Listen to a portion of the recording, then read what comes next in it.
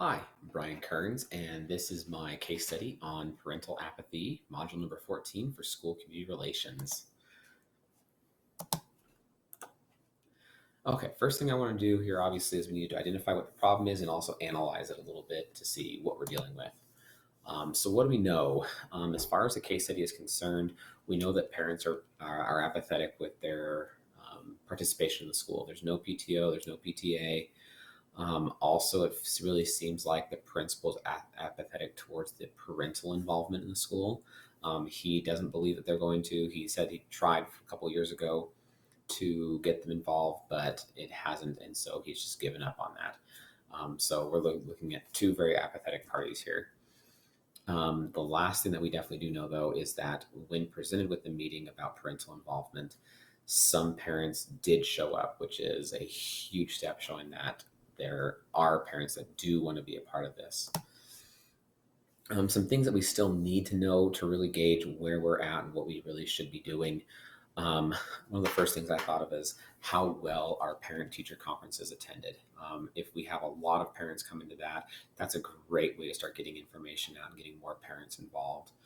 Another thing is, what is the staff's view of parents? I mean, obviously we know what Mrs. Rose's view is, and also what the principal's view is.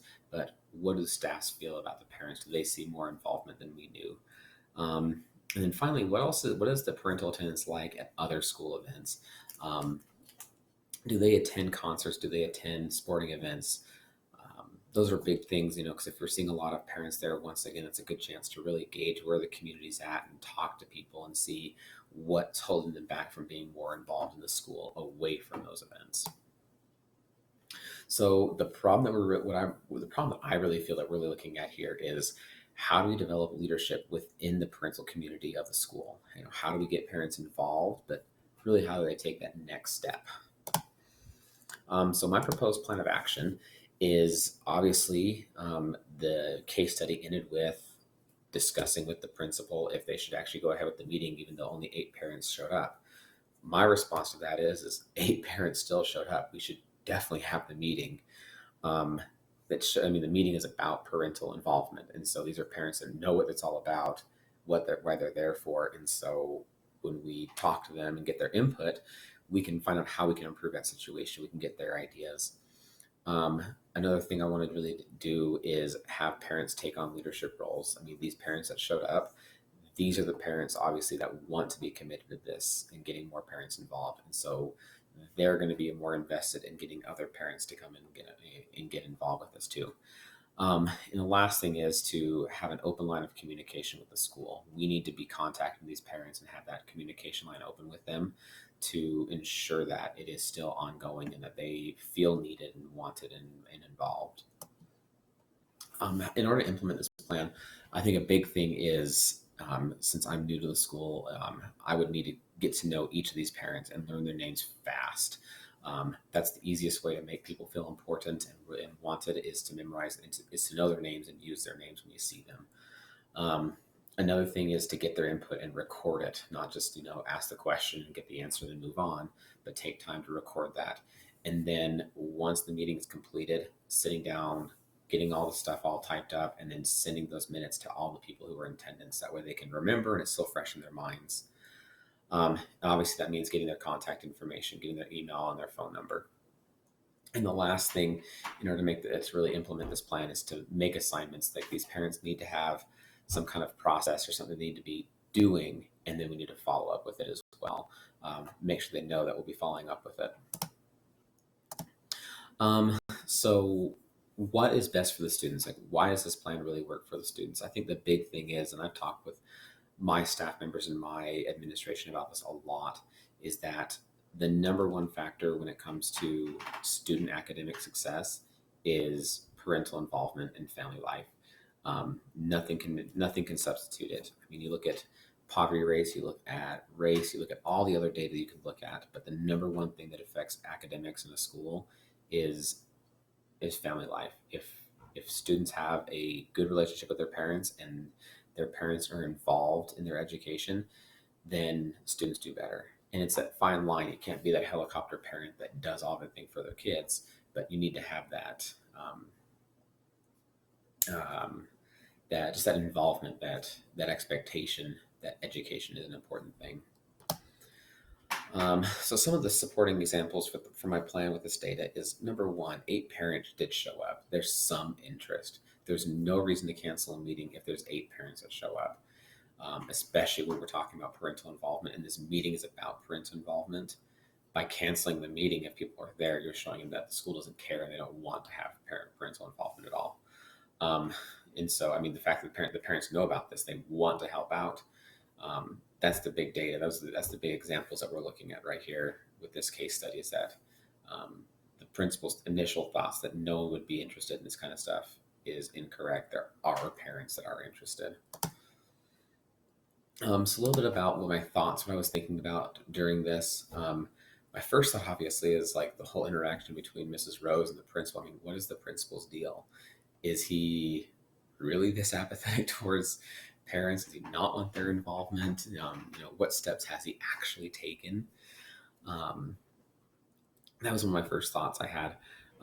Another big one is the fact that 8 parents showed up. I mean, I keep going back to this, but that's huge. We're having a meeting about it, and they're there. That's a great place to start.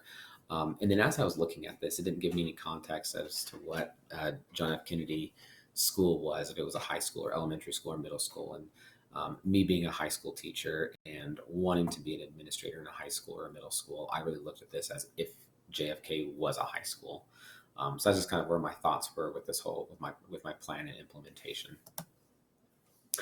A couple unresolved issues that I can see coming up with this is a big one is how will the parents react to be given duties? I mean, here we are, the very first meeting that we have as far as what parental involvement needs to be, and we're making assignments and telling them that we're going to follow up with it.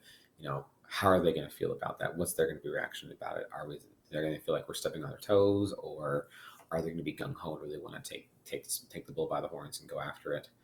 And the other unresolved issue I really see is like we still have a lot of data we need to get as far as like the parental attendance at other school events. I mean, if the attendance is good at parent-teacher conferences and at sporting events and concerts and other things, then we need to be utilizing those methods as well to get hold of parents and get them more involved.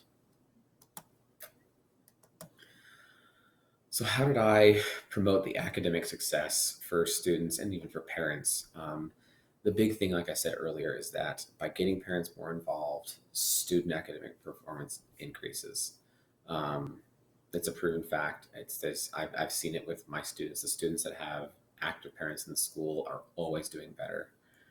And the last thing is too is we're getting parents into the school. This meeting got parents in the school, and hopefully teachers have them things up, or the offices put things up in the main area, in the front entrance that shows what the children are doing in the school.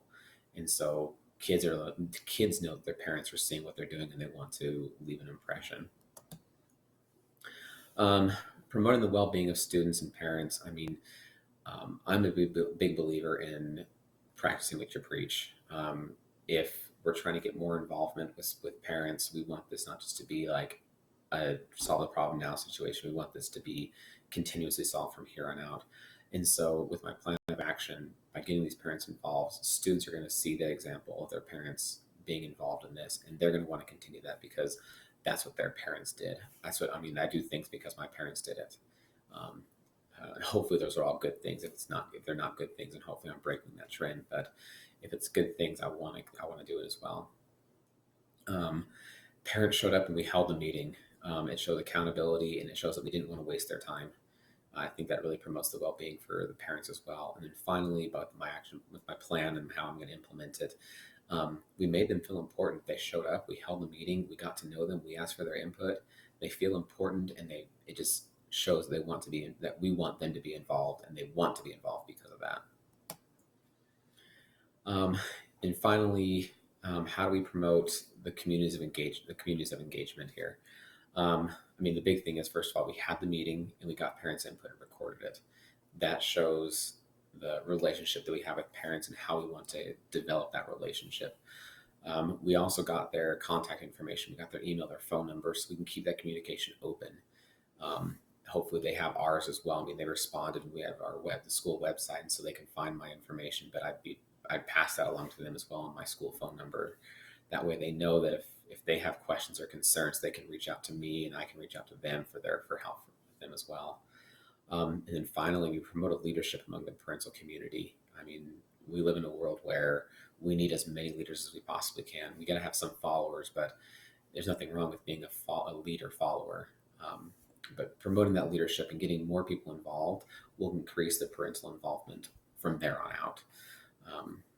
So with that, I thank you for listening, and this has been a great class. Have fun.